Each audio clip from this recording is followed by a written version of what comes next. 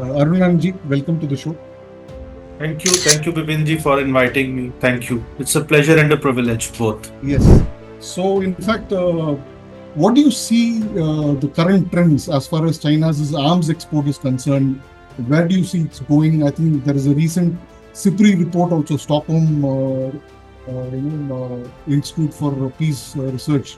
They have come out with a wonderful report. So, what is the trend you are seeing? Where is it going? Is it declining? What is happening with the Chinese arms export? Because China is kind of basing its military growth by focusing more on arms export to boost its own local production and manufacturing of arms, and also for development of technology. Where do you see this trend going as far as China's exports is concerned? Bipinji, thank you so much for inviting me to have a chat on this issue.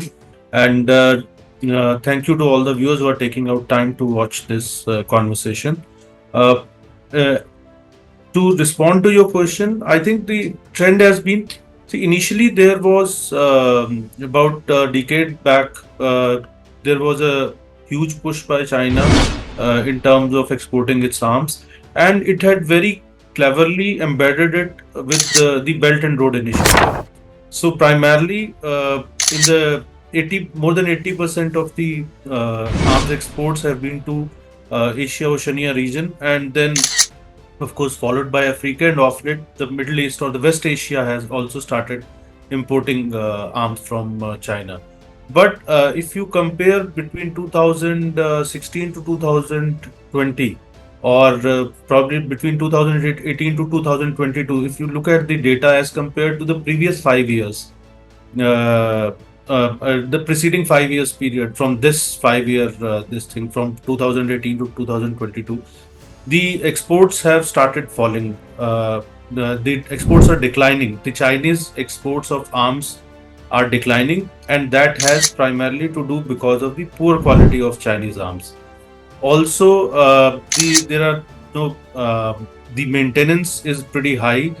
The Chinese, in fact, are having, though they have reduced the imports of arms by 44% or so, but even the local Chinese, the Chinese PLA army, the Chinese army PLA, they itself is having problems in terms of technology, because a large number of these arms have not been tested in combat. So that is also another reason. So they have given it cheap, but the after sale service, that has become a nightmare for a large number of arms importers from China. So overall, the trend is that even like Pakistan, so it has moved, it has rejected off late a number of arms deals from China, and rather it has moved towards Turkey. So Turkey is actually replacing, China as a major exporter of arms. So all these issues. So overall, there is a decline in the trend, the quality, the credibility of the Chinese arms industry. So it has taken a big hit, and this is across the board, whether it is Africa, whether it is Asia, whether it is Middle East. So this is the scenario. So I think it's a declining. The trend is of decline in exports, and I think this trend is likely to continue, or rather, it is going to gain further momentum. The decline in exports is going to be at a much more rapid pace. That is what I expect, or that is what the pattern is. Right. Okay. That is quite interesting. I mean, in fact, the CIPRI report that you're referring to talks about almost a 5.2% decline in Chinese exports over the two corresponding 5 year period, which is 18 to 22 and 19 to 23. I mean, there is a, almost it's a very significant number, because even the Chinese exports, arms export is around 5.8% in the 2020, 18, 2022 time, which is a considerable quantity as far as export is concerned. But the decline is also very considerable. 5.2% decline is quite a considerable decline that way. So it's quite an interesting trend that you're pointing on, which is quite interesting. But see, I'm also interested in knowing from you. You talk about these exporting nations, I mean importing nations, which buy these Chinese arms, and you're calling it as cheap deals, whereas the consequences are quite costly. That's your tagline that you have given to this article that you have written.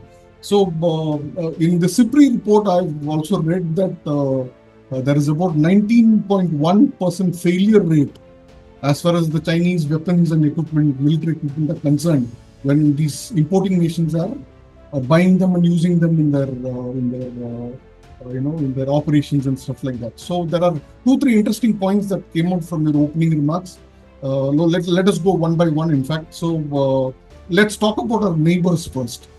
Pakistan is the biggest importer of Chinese arms at this point in time. Then Myanmar is there, which also imports Chinese arms, and Bangladesh is another nation which deals with Chinese arms, and they are importing a lot of Chinese weapons in defense systems. So let's talk about what is the trouble that these neighborhood nations are facing at this particular point in time, particularly with reference to these three nations which are major arms purchases of Chinese.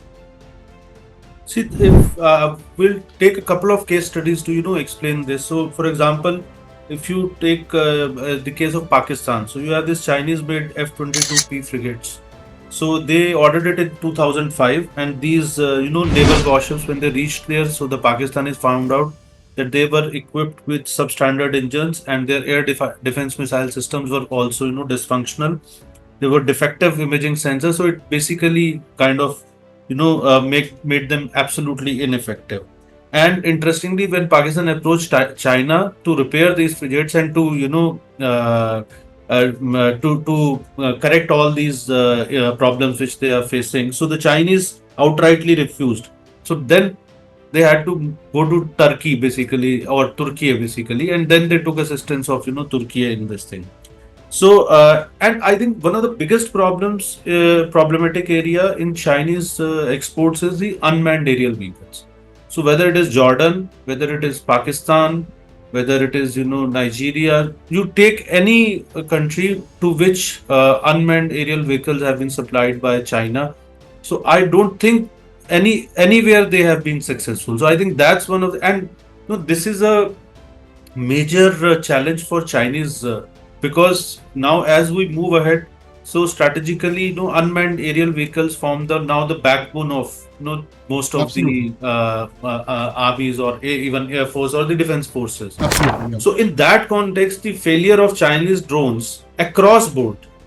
So that is, I think, the big story which emerges out of all this data. Apart from that, it's ironical, I would say, probably, that China is touted as the biggest naval power in the world, but apart from unmanned aerial vehicles, another area where the Chinese equipment has failed across the board, so that's basically the naval domain. So in that, whether it is the frigates or whether it is submarines, and in most of them, the equipment which was promised, so it was not actually delivered. And whichever equipment was delivered, it was substandard. And another major problem is the incompetence of the Chinese engineers. They are not able to go to the site and repair it, or even give proper training to the countries or to the defense personnel of those countries where these things have been exported. This equipment has been exported. So I think these are. So this shows, it's a very fragile, or it's a very ragtag kind of ecosystem which China has, and I think they have been in a rush without building up. And like if you compare it with India, so wherever the Indians have exported the arms or this kind of equipment, so there have been no complaints at all. So rather, the countries have been pretty happy, and the demand has been. So it's about the brand equity. I think China has lost that brand equity, and especially in a case of unmanned aerial vehicles, and also in case of submarines and frigates and the other naval equipment. Right. So in fact, Pakistan, what you are talking about is the CH-4 armed drone that they bought from China in 2021. So somewhere around January, they got it, and then within a few months, there were several failures that happened with that. They also got this Looming 2, which again they Loom 2 actually. So which also sort of I think had problems. And of course, their fighter jet, which is the JF-17, is also in big trouble. I think some years back it had to be grounded for lack of spares and some of the accidents that happened with regard to the aircraft. So absolutely fascinating information that comes out of this analysis that you have got. So what about Myanmar and Bangladesh? What is the trouble there with regard to the Chinese arms imports that they've done? In Bangladesh also, it's kind of a basically similar story that in 2020 this Chinese made frigates 053H3. So they arrived in Bangladesh, and again similar story like Pakistan, they arrived with several defects, at which again included malfunctioning of the navigation radar as well as the gun system. So it was virtually basically a non-starter kind of a thing. It was more like a civilian ship. So, and additionally, the Bangladesh Air Force, as you rightly mentioned, that the F-7 fighter jets which they had imported from China. So they had a problem with that. They also had a problem with the K-8W light attack aircraft. These aircraft, they were not able to fire the ammunition correctly. So and the Bangladesh Air Force also had to return this Chinese built Y-12 and MA-60 transport aircraft due to again all these defects. As far as Myanmar is concerned, then again, as we were talking, JF-17 fighter jets. Interesting, these were co-produced by China and Pakistan. Correct. So so it's kind of a double whammy. So you already have a Chinese thing with a defect, and now on the top of it, you have Pakistan also co-producing it, so making it kind of worse. So and there was significant technological malfunction. They had to be grounded, and they were declared unfit for even servicing. So Myanmar, apart from Myanmar, Jordan, in fact, they had put on sale 6 unmanned aerial vehicles which they had imported, and they didn't find any buyers in the international market. So this is the kind of this can be seen as quite humiliating for a nation's defense industry. That another country buys your equipment, then puts it up for sale at the international level, and then nobody is able to, nobody is ready to buy. Similarly, and these things have cost huge lives. For example, because of this technological faults, planes have crashed and people have lost lives. Similarly, because of the malfunctioning of equipment and because of the false claim. For example, you take the case of Kenya. So in Kenya, China had supplied armored vehicles. And they had claimed, that these are armored vehicles and these are kind of basically ammunition proof. But a large number of Kenyan defense personnel, they lost their lives when there was a terrorist attack on there were terrorist attacks on these armored vehicles, and it turned out that these armored vehicles were not actually as armored as they were. So essentially, the Chinese are promising the moon, but they are actually delivering doom to the countries which are importing their equipment. So that is the final thing. And actually, as you rightly pointed, it's quite humiliating for a nation which is actually claiming that its military is going to be the world's largest or the strongest and the best in the world. I mean, it's quite humiliating when they try to export substandard equipment, causing a lot of both in terms of money and also human lives and equipment for an importing nation. So it's quite a it's a remarkable. I mean, it doesn't seem quite remarkable at all for a defense industry that's boasting of being one of the largest. In fact, the Chinese have been trying to break into the arms export market in a big way. The big players usually are the Americans and the Europeans, who are essentially the big players in the export market. It's like a debt trap which they lay for the countries. They sell you, in most of the cases, they have been selling very cheap, the arms at very cheap rate, and then the after sale services. So they charge a bomb for that. So that becomes, so on the surface it looks, apart from the malfunctions and the defective pieces and the non-starters which they send. So, but this is a typical policy, and I believe probably CIPRI or some other think tank has to come out with a report that I suspect, and then there is a high probability, that in the defense industry there's a lot of kickbacks which go.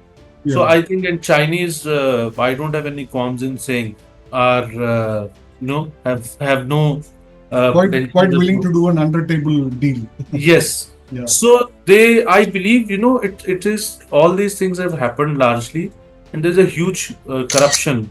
There is huge corruption involved in this, and but that has put, lives of thousands, hundreds, and thousands of people at risk Yeah. In fact, of defense it's a personnel of these countries. So in I fact think some, it's not only about merely, uh, exporting defective pieces. It's about, playing with lives of yeah. thousands of people.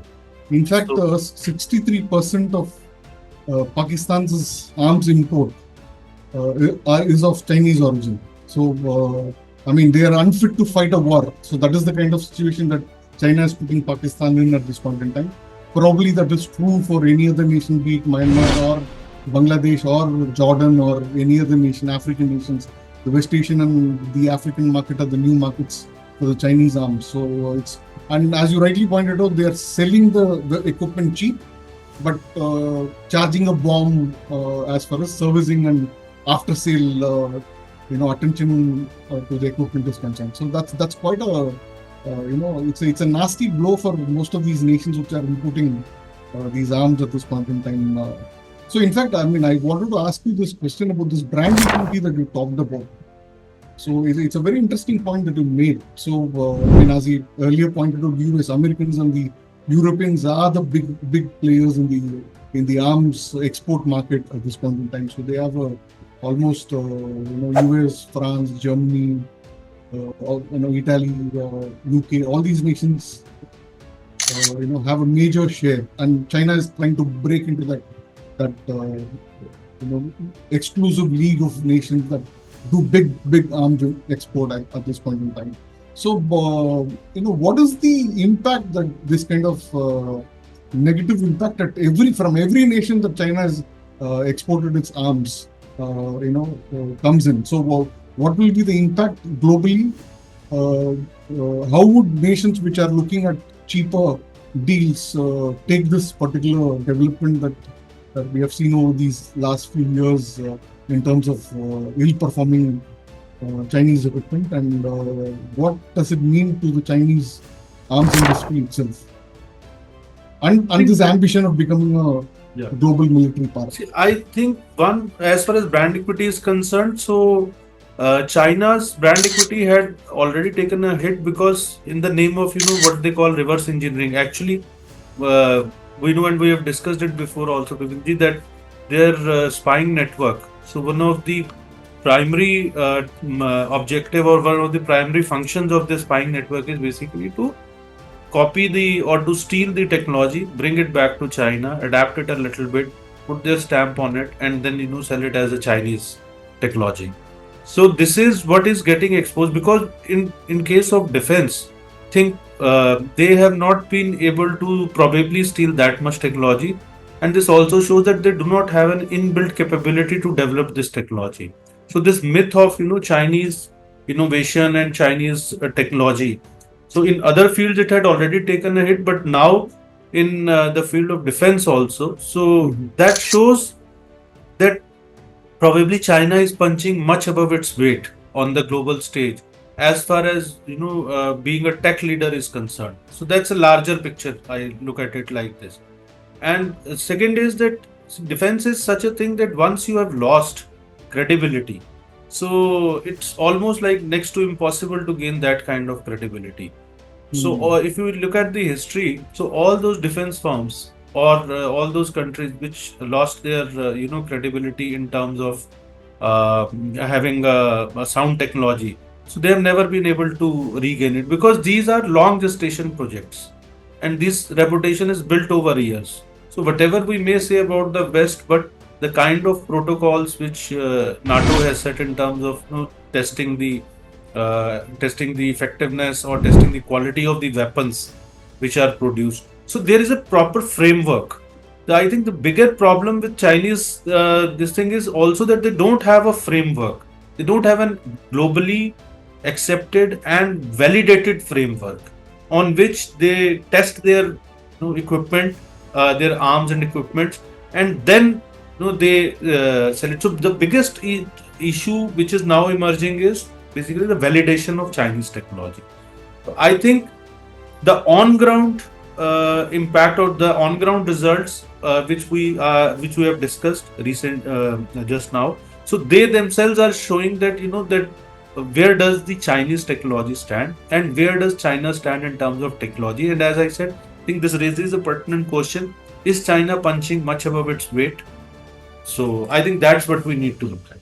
Right. So that is quite interesting because I think the economic woes that they're facing at this point in time is also kind of going to impact them in the long run uh, very soon. And obviously, and I think all these global times and others, which Chinese state media, run media, which the Communist Party run media, which talks about some technological breakthroughs.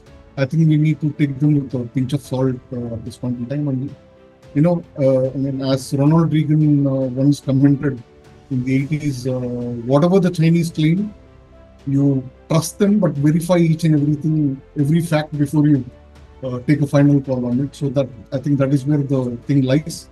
So, as you rightly pointed out, Chinese Arms Bazaar, the deals may come very cheap, but the consequences are going to be very costly for the nations. I think that is the take away from this particular discussion that we had. So thank you so much for your insight on this subject, and it's a pleasure having you.